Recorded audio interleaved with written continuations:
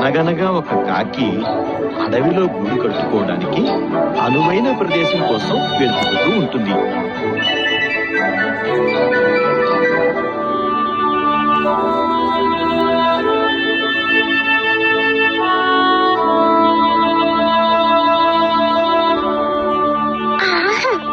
ఈ ప్రదేశం ఎంత బాగుందో. నేను గుడ్లు పెట్టి పొదగటానికి చాలా బాగుంటుంది.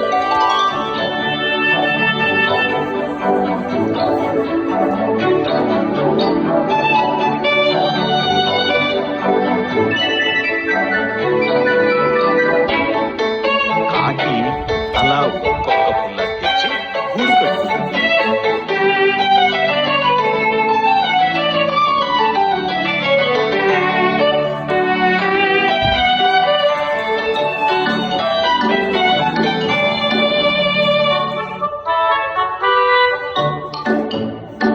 ఆ గూటిలో నివసిస్తూ గుడ్లు పెడుతుంది. ఇలా ఉండగా ఆ చెట్టు దగ్గరలో గల ఒక పుట్టలో ఒక పాము కూడా నివసిస్తూ ఉండేది.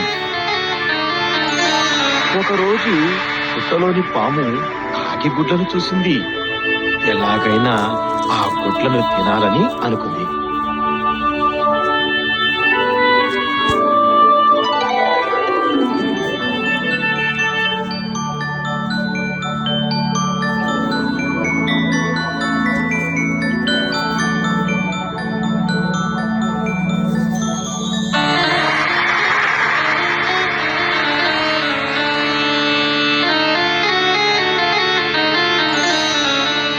ఒకరోజు కాకి లేని సమయం చూసి పాము చెట్టుపై ఎక్కి గూటిలోని గుడ్లను ఒక్కొక్కటిగా మింగేసింది.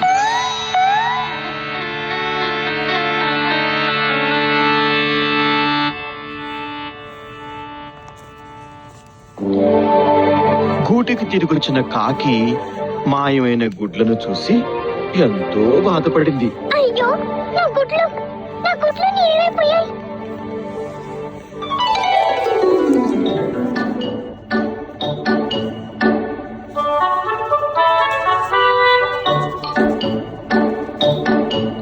కొంతకాలం తర్వాత కాకి మళ్ళా గుడ్లు పెట్టింది. అది గమనించిన పాము కాకి లేని సమయం చూసి మళ్ళా గుడ్లను తినేసింది.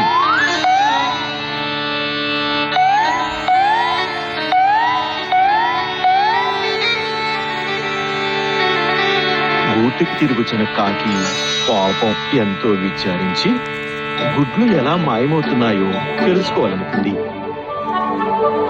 అయ్యో, నా గుడ్లు నీళ్ళైపోయాయి.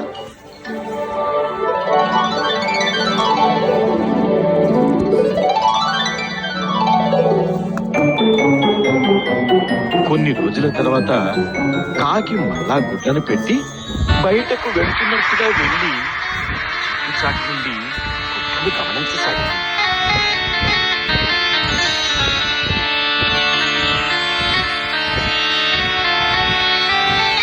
అలవాటు పడిన పాము గుడ్లను తినసాగింది.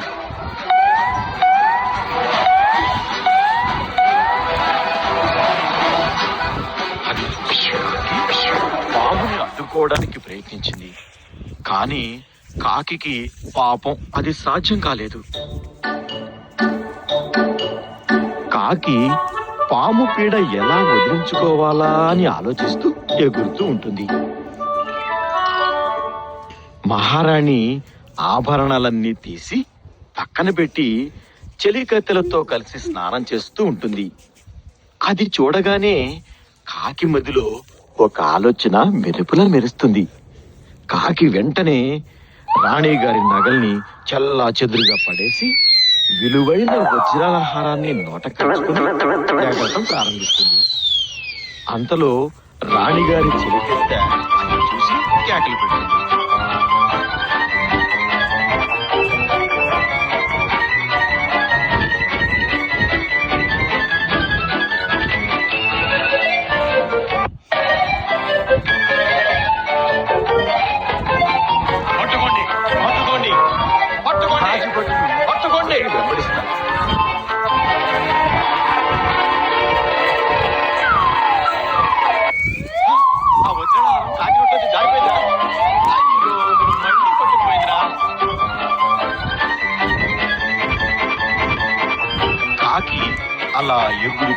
ఎగురుతూ గూటి వద్దకు చేరుకున్న తర్వాత